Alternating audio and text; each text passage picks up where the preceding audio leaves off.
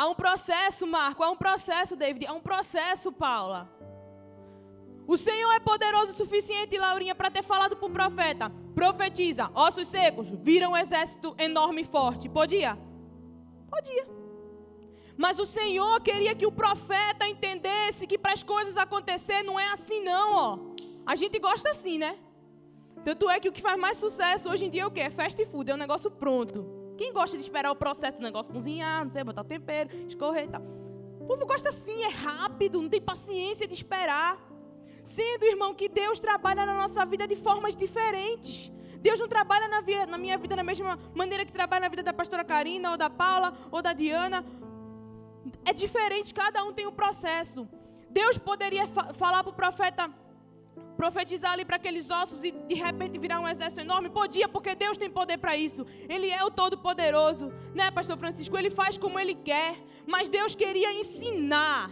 Deus, Ele gosta de nos ensinar, irmão. Para quê? Porque a gente precisa, pastora Carol, dessa bagagem, a gente precisa desse conhecimento. Por quê? Porque no decorrer do nosso caminho vai acontecer outra situação que a gente vai lembrar. Eu preciso esperar, porque é um processo, não é assim. Você já vai saber, irmão. E talvez, né, se você for inteligente, você não vai cometer os mesmos erros do passado, de querer sair apressadinho e comer cru ou dar com sua cara na parede. Porque Deus, Ele está nos ensinando.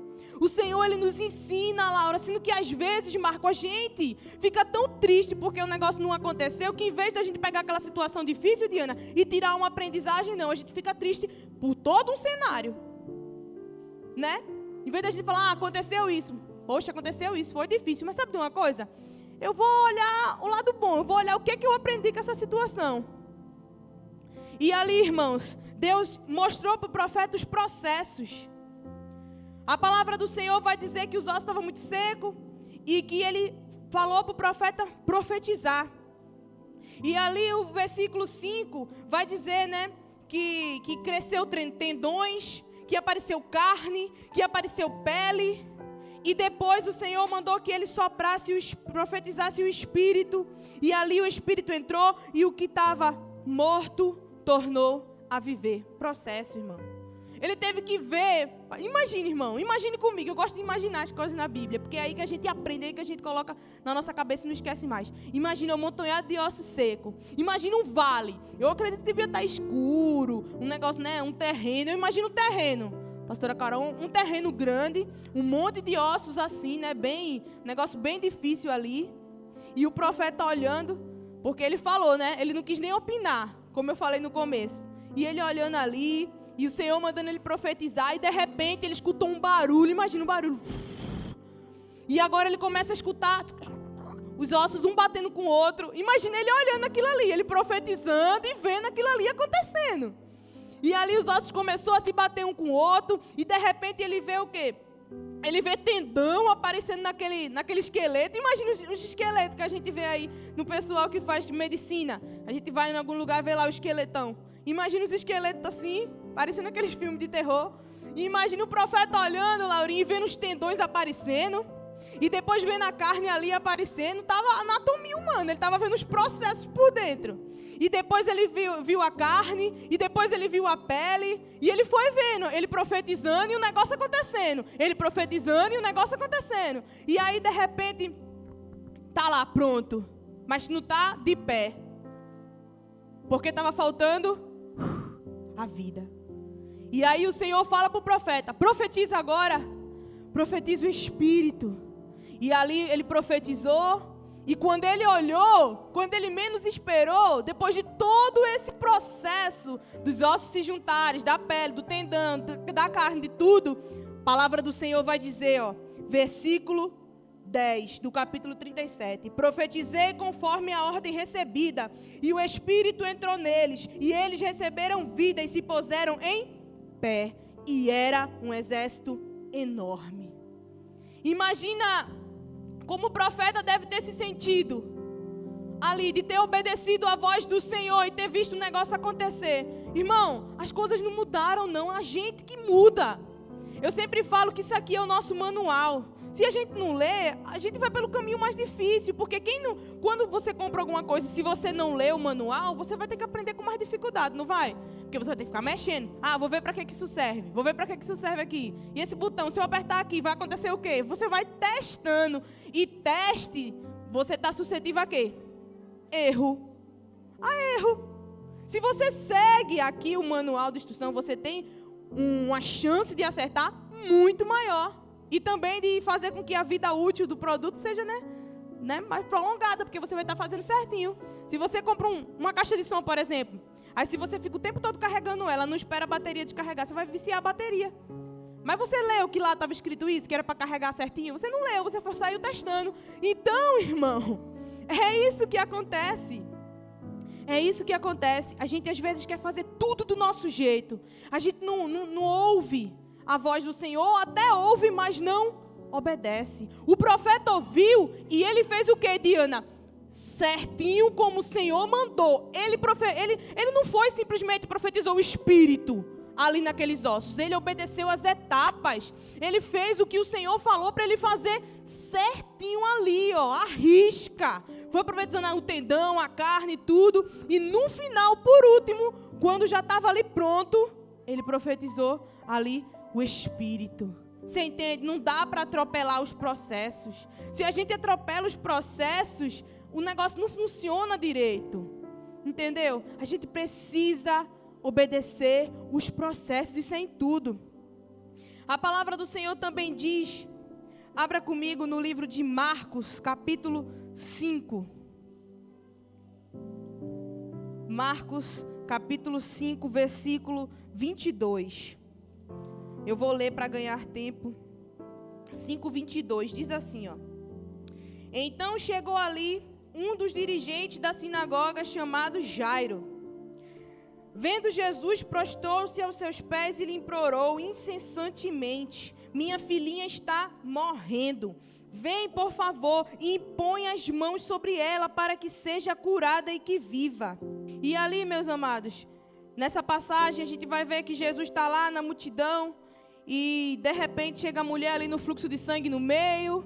Jairo já tinha primeiro falado com Jesus, minha filha está morrendo. Mas Jesus estava ali no meio de uma grande multidão. Aí chega a mulher do fluxo de sangue. Aí vai dar uma parada na história agora para poder dar vida ali à história da mulher do fluxo de sangue. Jesus vai curar ela, tudo. E Jairo fica aperreado porque essa demora toda, a menina dele está morrendo. E ali no versículo 35 do capítulo 5 de Marcos vai dizer assim: enquanto Jesus ainda estava falando, chegaram algumas pessoas da casa de Jairo, o dirigente da sinagoga, e disseram: sua filha morreu, não precisa mais incomodar o mestre. Mas no versículo 36 diz: não fazendo caso do que eles disseram, Jesus disse a Jairo: não tenha medo, tão somente creia. Outra situação que envolve morte. Jairo ali, ele foi atrás de Jesus porque ele ouviu falar que Jesus poderia mudar aquela situação daquela menina, da filha dele que estava bem doente à beira da morte. E aí, irmão, teve ali a situação da mulher do fluxo de sangue, que demorou, mais um pouco, para Jesus conseguir chegar à casa de Jairo. E ali o pessoal que estava lá na casa de Jairo chegou para ele e falou: não incomoda mais Jesus não, deixa ele resolver as outras pessoas aí que estão precisando. Tua filha já morreu, cara. Já era. Já está morto. Não tem mais jeito. E o versículo 36 do capítulo 5 do livro de Marcos vai dizer que Jesus diz ali para Jairo: não tenha medo, tão somente creia. Acredite que eu posso. O mesmo Jesus que falou para o profeta Ezequiel: abre a boca, profetiza. Porque Ezequiel estava com medo de falar que aquilo ali não tinha jeito, irmão. O mesmo Deus que falou para Ezequiel: abre a boca, profetiza, está morto, mas vai voltar a viver.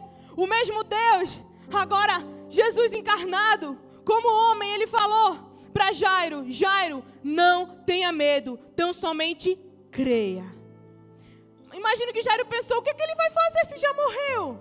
O que ele vai fazer? Já está morto, não tem mais jeito. Às vezes a gente pensa assim, já está morto, eu desisti, eu não vou mais orar, eu não vou mais interceder. Deixa para lá, já era. Eu já fiz a minha parte, eu já orei. Já faz 5 anos que eu oro, já faz 5 anos que eu peço. E essa pessoa não muda, essa pessoa não larga isso. Às vezes a gente pensa assim, não pensa, às vezes a gente cansa. Às vezes a gente cansa, a gente pensa, tem muita gente para Jesus atender. Já está morto, deixa para lá. Ele não vai já pedir tanto aqui. Mas Jesus, ele ainda fala para a gente hoje. Ele ainda fala para a gente hoje, Donivete, creia, acredite. Eu tenho todo o poder, eu tenho poder sobre a morte, sobre a vida. Versículo 37 vai dizer, e não deixou ninguém seguir, senão Pedro, Tiago e João, irmão de Tiago. Quando chegaram à casa do dirigente da sinagoga, Jesus viu um alvoroço, com gente chorando e se lamentando em alta voz. Então entrou e disse, por que todo esse lamento? A criança não está morta, mas dorme. Mas todos começaram a rir de Jesus. Ele, porém, ordenou que eles saíssem. Tomou consigo o pai e a mãe da criança e os discípulos que estavam com ele e entrou onde se encontrava a criança, tomou-a pela mão e lhe disse, Talita cumi, que significa, menina, eu lhe ordeno, levanta-se. Imediatamente a menina, que tinha 12 anos de idade, levantou e começou a andar, e isso deixou todo mundo atônito. E ele deu ordem expressas, para que não dissesse nada a ninguém, mas mandou dar alguma coisa para a menina comer. Irmãos, quando a gente decide, pastora Carol, continuar orando, continuar pedindo, pastor Francisco, por mais que todo mundo esteja olhando ali, Laura, e falado assim, para, tá bom, já deu. Toda vez tu vai para a igreja e vai pedir pro fulaninho, mas tu tá vendo que fulaninho não muda, ele não quer mudar não, ele nasceu assim, ele vai morrer assim, pau que nasce torto nunca se endireita, nunca ouvisse isso não. O povo fala muito isso, né? Não tem mais jeito, desiste, para de... Eu até parava de ir para a igreja, viu? Tá aí só gastando teu combustível aí e teu sapato, para quem vai andando. Mas, irmão, sabe o que Jesus fez? Ele mandou todo mundo que não acreditava, olha, sair. Só fica quem crê, só fica quem acredita. Só queira do seu lado quem acredita junto com você. Quem vai ficar do teu lado para te desanimar? Sai de perto. Desfaz amizade. Porque quem está do teu lado para te desanimar só vai servir de uma coisa: acelerar a tua bênção. Porque se tu for esperto, quanto mais ele te desanimar, que nem Penina, quanto mais ele te desanimar, quanto mais ele jogar na tua cara o que tu não pode fazer, mais tu vai orar, mais tu vai buscar e mais o Senhor vai fazer. Você entendeu? Jairo, ele creu, ele acreditou. E o que foi que ele ganhou com isso? Uma filha viva. Antes ele tinha uma filha morta, mas por ele ter acreditado, agora ele tem uma filha viva. Por ele ter permitido ali que o Senhor mandasse todo mundo sair, porque a casa era dele, né? Jesus entrou na casa dele ali e falou, ó, sai. Ele poderia falar, não, pode deixar as pessoas chorando aqui. Porque, irmão, naquela época, o pessoal ficava lá chorando, e quanto mais alto chorasse, né? Era tipo um ritual ali, tinha que ficar chorando pela pessoa que morreu, por respeito à família, entendeu?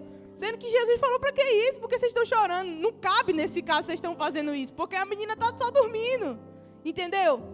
Jesus falou aquilo, irmão, porque ele tem o poder. Jesus falou aquilo para o profeta sobre aqueles ossos, por mais que Jesus esteja vendo que aquilo ali só tinha uma amontoada de ossos, porque ele tem poder sobre a morte, sobre a vida. Ele falou que a menina estava dormindo porque ele tem poder sobre a morte, sobre a vida. Entendeu? Para Jesus, tanto faz ele chegar na sua vida, se ainda tiver, sei lá, uma chaminha assim, ele faz o fogaréu pegar. Mas se não tiver mais chaminha nenhuma, ele faz do nada. Se tiver molhado, ele faz pegar fogo, irmão. Esse é o Jesus pelo qual você saiu da sua casa e veio aqui hoje.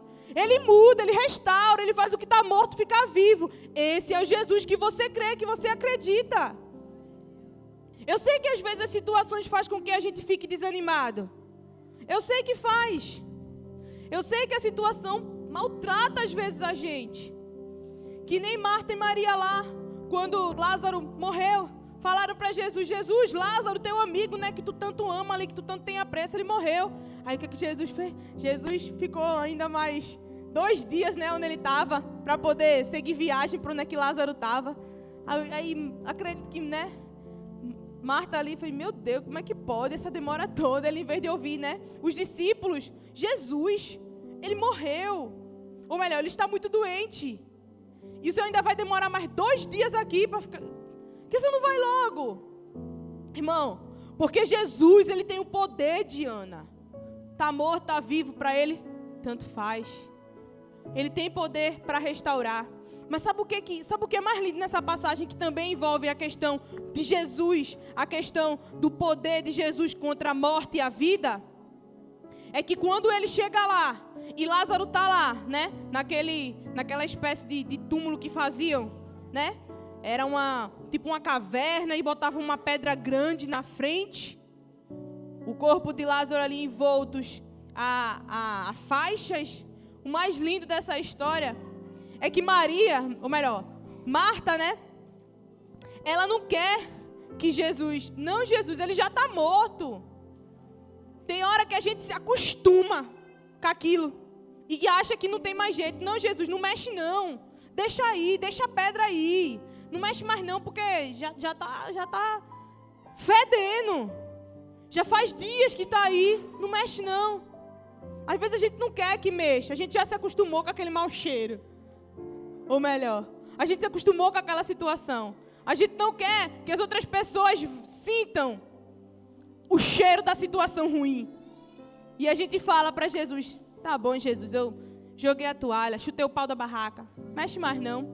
O cheiro só vai me fazer eu me lembrar do que aconteceu. Mas Jesus fala, tira a pedra. Porque, irmão, nós temos que tirar a pedra.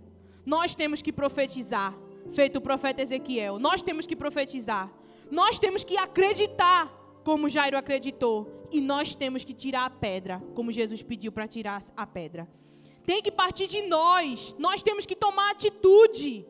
A gente não pode só se conformar com aquela situação e ficar ali esperando o milagre acontecer. Não. Foi preciso que o profeta abrisse a boca. Foi preciso que Jairo fosse atrás de Jesus naquela grande multidão. E foi preciso que tirasse a pedra para poder, né, Jesus falar, Lázaro, sai para fora. E todo mundo sabe que ele estava morto e ficou vivo. Uma atitude foi preciso ser tomada para que a morte virasse vida. Então, irmãos, para finalizar essa palavra, temos que tomar uma atitude. Temos que tomar uma atitude, por mais que esteja difícil, por mais que a gente ache que a gente já está cansado de orar, temos que tomar uma atitude. Irmãos, o tempo é de Deus. O tempo é de Deus, não é no meu e no seu tempo, é no tempo de Deus. O que cabe a nós fazer? Profetizar. Profetizar. Profetizar até aparecer o tendão. Apareceu o tendão hoje, né? Aconteceu uma coisa boa, a pessoa ali quis, sei lá, vir no culto. Apareceu um tendão, glória a Deus. Continua profetizando para poder aparecer os nervos. Depois profetiza mais um pouquinho para aparecer a carne. Continua profetizando depois para ficar de pé com o Espírito.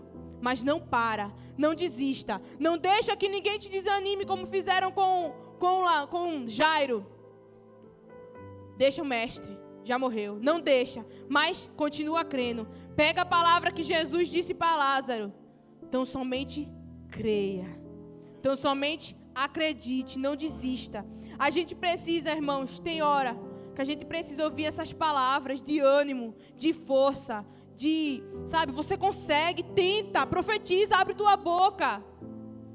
Porque eu sei que a gente tem vivido dias tão difíceis. Eu falo, às vezes em casa, às vezes no trabalho, o mundo está difícil. A gente liga a TV, é guerra, é o homem fazendo coisas horrendas um com o outro. Esses dias a gente ligou a televisão, o homem lá estava pegando o ser humano, levando para casa, arrancando um pedaço, guardando. Fiz, gente do céu, que mundo é esse que a gente tem vivido? Mas a gente não pode desistir, irmãos. A gente tem um manual. A gente tem como fazer as coisas certas. E o Senhor nos dá tanto exemplo de pessoas que abriram sua boca, que profetizaram, que não desistiram, que não se cansaram, mesmo em meio à morte, irmão. E não mudou. Jesus, ele não mudou. Ele é o mesmo, Marco. Ele é o mesmo, Paula. Jesus, ele é o mesmo poder que ele tem, que ele operou no passado, ele opera hoje. Só depende da nossa fé. Só depende da gente acreditar. Eu me lembro, irmão, que há meses atrás eu orava, eu pedia ao Senhor, Senhor, me dá uma casa para eu morar, Senhor. Eu não quero orar na casa dos outros. Eu falava assim para Deus, me dá uma casa para morar. Eu não quero fazer minhas campanhas na casa dos outros. Eu quero fazer na minha casa. E hoje eu estou na minha casa porque eu continuei orando, eu continuei acreditando no Senhor e Ele faz. Estou falando para você, irmão, eu sempre falo para o Júnior que eu prego o que eu vivo. E Jesus, Ele faz. Ele não mudou, Ele é o mesmo. Sendo que a gente tem que ter a atitude. Tenha a atitude. Profetize, abra sua boca, que a situação vai mudar em nome de Jesus. Se a situação ainda não mudou, é porque ainda está no processo do tendão, da pele, da carne. Lembre-se. Amém? E eu agradeço a oportunidade em nome de Jesus.